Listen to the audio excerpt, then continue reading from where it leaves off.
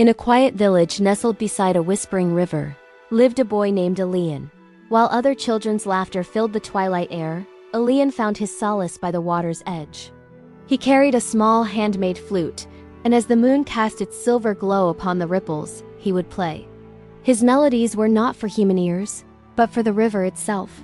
He played for the rustling reeds, the silent stones, and the distant, winking stars. He believed with the unshakable faith of the lonely that the river had a soul, and that it was listening. His music was a pure, gentle thing, born of a heart that knew more of solitude than of play. It spoke of quiet hopes and unspoken dreams, a soft lament woven into the evening mist. For years, the river only answered with its steady, ancient flow. But one night, as Elian's melody drifted over the surface, a change began.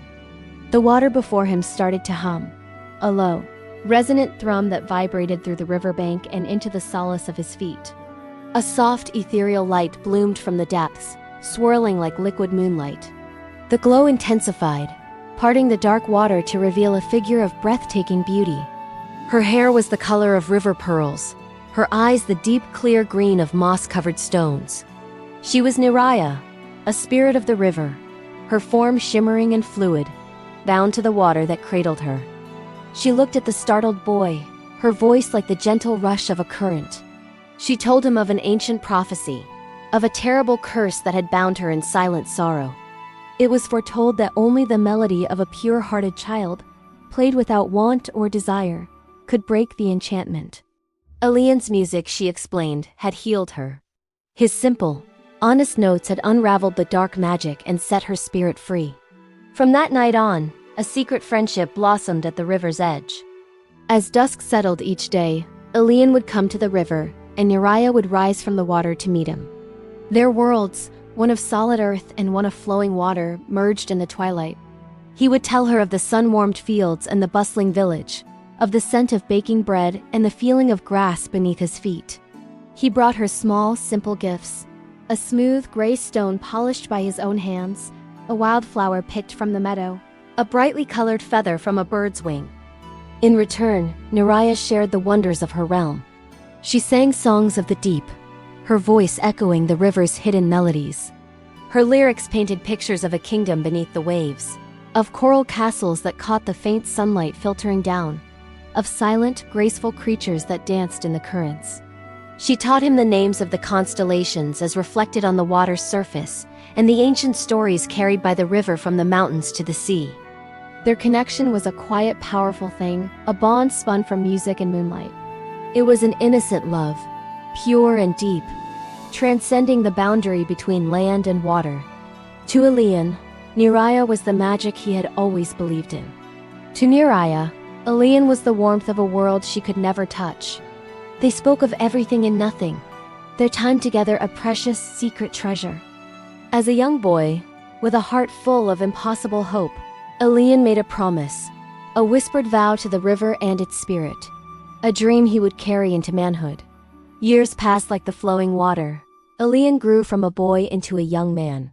His shoulders broadened, his voice deepened, but the gentleness in his eyes and the purity in his music remained unchanged. The village children he once watched from afar were now adults with lives of their own, but Elian's heart still belonged to the river. On the evening of his 18th birthday, he returned to their sacred spot.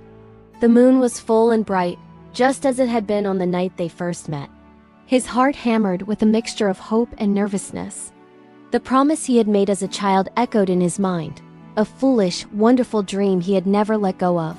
He raised the flute to his lips and played, pouring all the years of friendship, all the unspoken feelings, into the melody.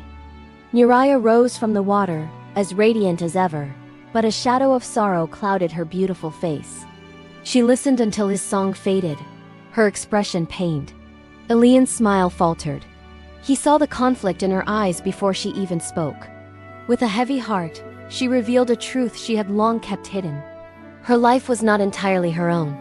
She was promised to Kaelor, a powerful and proud guardian of the River Kingdom. It was a duty bound by tradition, an alliance meant to protect the balance of their underwater world. As she spoke, a new presence made itself known. The water behind her churned, and a formidable figure emerged. Kaelor was regal and imposing, his form sculpted from the river's raw power. His eyes, the color of a stormy sky, fixed on Aelian with cold suspicion. He saw not a friend, but a threat. A land dweller, a human, trespassing in a world he did not belong. To Kaelor, humans were chaos, their brief, reckless lives a danger to the timeless order of the river. The air grew thick with tension. Kaelor's voice was a low growl, a current pulling with dangerous force. He warned Aelian to stay away, to forget the river and the spirit within it. He declared that Neriah belonged to her own kind, to her own world. But Neriah, no longer just a lonely spirit, stood her ground. Her love for Aelian had given her a strength she never knew she possessed. She defied Kaelor, her voice ringing with a newfound fire, refusing to be a pawn in his traditions. Her defense of the human boy only deepened the rift between them, turning Kaelor's suspicion into a raging, jealous fury. His pride was wounded, his authority challenged. He saw Aelian not just as an intruder, but as a rival who had stolen the heart he believed was his by right. The fragile peace was shattered. Driven by a storm of jealousy and pride, Kaelor's anger overflowed. He would not be defied. He would remove the source of his humiliation. One evening, as Aelian waited for Neriah, he was ambushed. The river itself seemed to turn against him. Powerful currents, guided by Kaelor's will, dragged him from the bank. Water filled his lungs, and darkness consumed him. He awoke in a place devoid of light, an underwater cave hidden deep beneath the riverbed, its entrance sealed by rock and magic. He was a prisoner of the deep. Above, on the land he called home, panic began to set in. Days turned into a week, and Aelian was gone. His mother, her face etched with worry, walked the riverbank day and night, her desperate calls echoing over the water. "Aelian! My son, where are you?" Her heartbroken cries, carried by the wind, traveled down into the water, reaching the furthest corners of the river kingdom. Neriah heard them. The sound of the grieving mother's voice struck her with the force of a physical blow. The truth crashed down upon her. This was not just a rivalry. It was cruelty. Kaelor had not just warned Aelian away, he had taken him. Guilt, love, and a fierce, burning determination surged through her. This was her fault. Her love had put Aelian in danger, and now her love would save him. Defying her kingdom, her traditions, and the powerful guardian she was meant to obey, Neriah turned her back on her old life. She would not let the boy who healed her perish in darkness.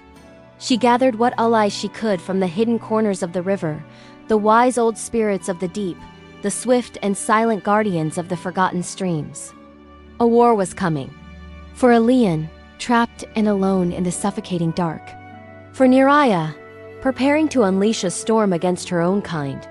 The fate of two worlds, of land and water, now hangs by the thinnest of threads, waiting to be broken. To be continued. If you want to see what happens next, make sure to subscribe and hit that notification bell. You won't want to miss part 2.